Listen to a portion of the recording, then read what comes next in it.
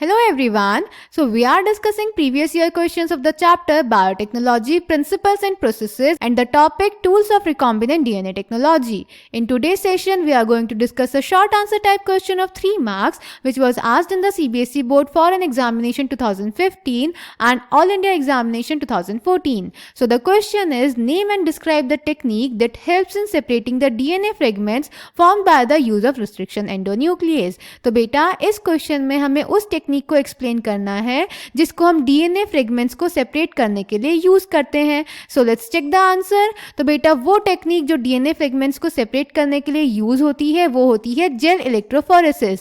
Gel electrophoresis में बेटा हम क्या करते हैं, जब हम डीएनए को कट कर लेते हैं रिस्ट्रिक्शन एंडोन्यूक्लियस एंजाइम की मदद से, तो जो फ्रेगमेंट्स होते हैं उनको बेटा हम इस इलेक्ट्रोफोरेसिस ट्रे में इन वेल्स में डाल देते हैं. अब हमें पता है जो डीएनए है वो नेगेटिवली चार्ज है, तो उसको बेटा हम इलेक्ट्रिक फील्ड की मदद से सेपरेट कर सकते हैं. अब जो जेल इलेक्ट्रोफोरेसिस होता है उसमें जो मैट्रिक्स यूज करते हैं वो बना होता है अगारोस जेल का. क्लियर बेटा. तो यहाँ पे जो हमें ग्रे ग्रे पार्ट दिख रहा है ये है अगारोस जेल. अब अगारोस जेल में बेटा प्रेजेंट होते हैं पोर्स जिससे वो सीविंग इफेक्ट प्रोड्यूस करते हैं.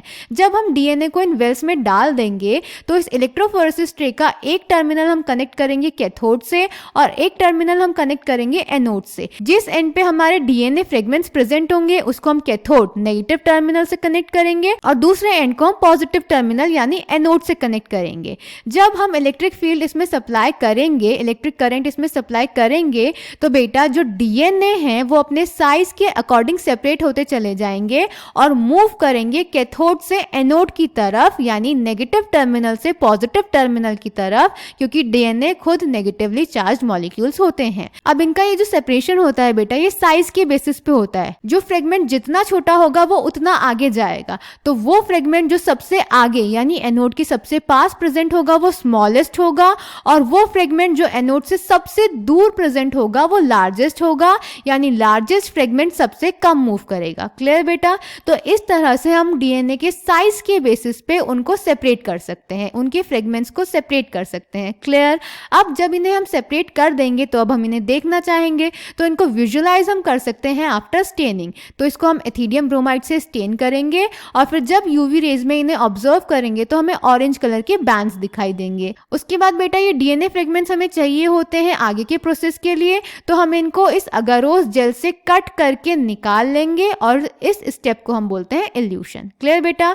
तो ये है हमारी पूरी टेक्निक जेल इलेक्ट्रोफोरेसिस की. So the answer is gel electrophoresis. The cutting of DNA by restriction endonucleases results in the fragments of DNA. These fragments can be separated by a technique known as gel electrophoresis. Since DNA fragments are negatively charged molecules, they can be separated by forcing them to move towards the anode under an electric field through a medium or matrix. Nowadays, the most commonly used matrix is agarose, which is a natural polymer extracted from seaweeds. The DNA fragments separate or resolve according to their size through sieving effect provided by the agarose gel. Hence, the smaller the fragment size, the farther it moves. The separated DNA fragments can be visualized only after staining the DNA with the compound known as ethidium bromide followed by exposure to UV radiation. You can see bright orange colored bands of DNA in the ethidium bromide stained gel exposed to UV light. The separated bands of DNA are cut out from the agarose gel and extracted from the gel piece. This step is known as elution. The DNA fragments purified in this way are used in constructing recombinant DNA by joining them with cloning vectors. So I hope this question is clear to you. Thank you.